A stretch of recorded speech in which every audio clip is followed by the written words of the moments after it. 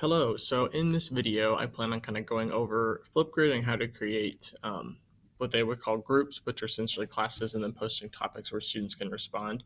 If you didn't know, Flipgrid is a tool where you can provide some sort of written prompt, and then students will respond with either video, or you can also do it. There's a way to do it with where students can just respond with audio, and I'll show that later. Um, and kind of the reason I was looking at using Flipgrid this year is a lot of times during the summer I was thinking about how can we increase student engagement, especially when we have kids that are joining maybe 100% virtually, or if they're some are virtual and some are hybrid.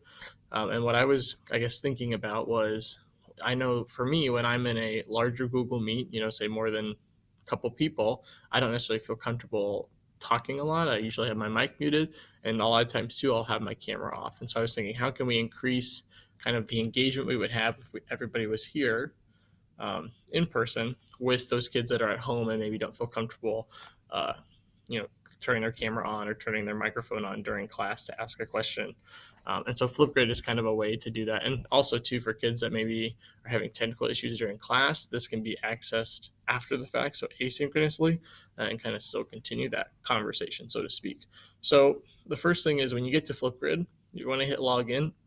What's really nice, so they're owned by Microsoft, and they're 100% free. But even though they're owned by Microsoft, they also support Google logins, which is really handy for us since we're a Google Chromebook school. So you would just log in with your Google account. Now, when you first log into Flipgrid, there's several things here at the top. You're going to start on the discussion, and that's kind of where your classes, which they call groups, are housed.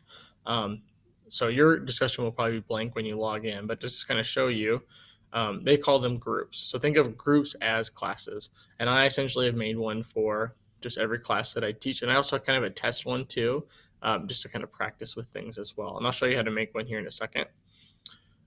If you go over here, there's a discovery, and that's a way to find other things that people are posting. So rather than coming up with a prompt all by yourself, you can actually even drill down by things you might teach, look at different popular ones for the day, but you can go by subject, by area, maybe some of their partners. If you're, let's say, use Wonderopolis in class, you might find some prompts that they've created, et cetera, et cetera. So like I've looked at some for like advisement. They have some based around an SEL skill. I've looked at some for science, and those have been kind of easier for me because they're already kind of set up the way and kind of a more engaging way to ask questions. And so, just like you, I haven't really used Flipgrid before in the past, so I'm kind of working as I go.